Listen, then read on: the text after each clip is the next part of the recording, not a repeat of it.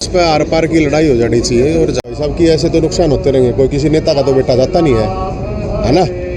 ये है कि पाकिस्तान ऑक्युपाई कश्मीर में कैंप आतंकवादी तो ऐसे ही आते रहेंगे और मारते रहेंगे। धर्म पूछ पूछ कर ये हत्याएं की गई।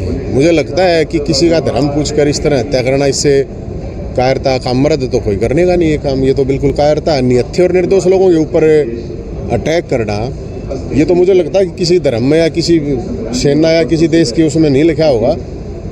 निर्दोष लोगों को उनके बच्चों के सामने, बीवियों के सामने उनको मारा गया है जिस तरह से, तो इससे तो घटिया कोई बात हो नहीं सकती। क्या कुछ कहना चाहेंगे जो आज आप इस दूसरी कड़ी में आप पहुंचे?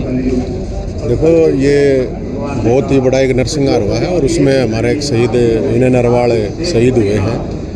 और मेरी तो सरकार से यही डिमांड है कि वो सरकार ये इस तरह का नरसंहार होते रहेंगे, रोज़ हमारे शहीद भी होते हैं। अब की बार तो सिविलियन पर अटैक हुआ है, तो इस पर आर पार की लड़ाई हो जानी चाहिए। और जहाँ पे ये पाकिस्तान ऑक्युपाई कश्मीर में जहाँ पे बता रही है सरकार की कैंप आतंकवादी हो गए, तो उनको ख़त्म कर दे। और मैं तो लोगों से भी एक अपील करूँगा कि वहाँ जाना बंद कर दें कुछ दिन के लिए, जब तक शांति नहीं होती है तो कश्मीर जाना बंद कर दें और हिमाचल उत्तराखंड कहीं घूम के आ जाएं।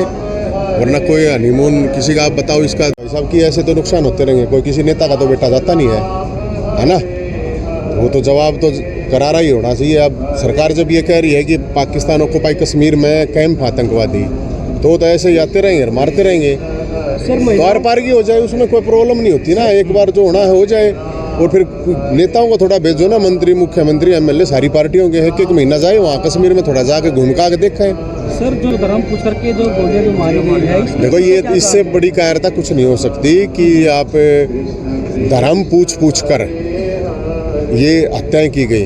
मुझे लगता है कि किसी का धर्म पूछ कर इस तरह हत्या करना, इससे कायरता का मर्द तो कोई करने का नहीं ये काम। ये तो बिल्कुल कायरता, निहत्थे और निर्दोष लोगों के ऊपर अटैक करना, ये तो मुझे लगता है कि किसी धर्म में या किसी सेना या किसी देश के उसमें नहीं लिखा होगा।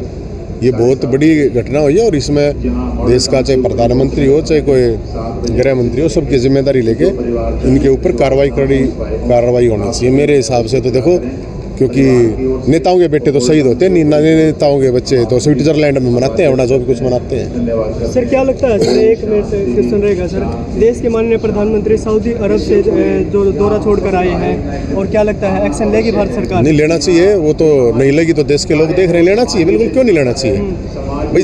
इस तरह सिविलियन, ये तो एक नरसंहार ही तो है और क्या है। निर्दोष लोगों को उनके बच्चों के सामने, बीवियों के सामने उनको मारा गया है जिस तरह से, तो इससे तो घटिया कोई बात हो नहीं सकती। भाई आमने सामने की लड़ाई थोड़ी थी, वो कि फौज से लड़ रहे थे। और मुझे लगता है कि सेना को खुली छूट देनी चाहिए और इस पर कड़ी कार्रवाई होनी चाहिए। और नेताओं को भी एक महीना वहाँ पे घूम के आना चाहिए। स्विट्जरलैंड और बड़े बड़े दूसरे देशों में जाते हैं ना, उसकी बजाय कश्मीर जाना चाहिए। सर, महिला जो आतंकवादियों ने कहा है कि अपने मोदी जी को कह देना, महिलाओं को छोड़ दिया गया है, क्या कुछ कहना चाहिए?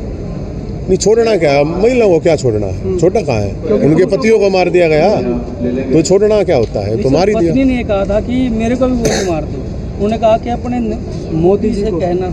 मैं यही तो कह रहा हूँ कि ये जो भी घटना हुई है, इससे कायरता का काम कोई हो नहीं सकता और देश के लोग एकजुट हैं, इसके लिए करारा जवाब मिलना चाहिए।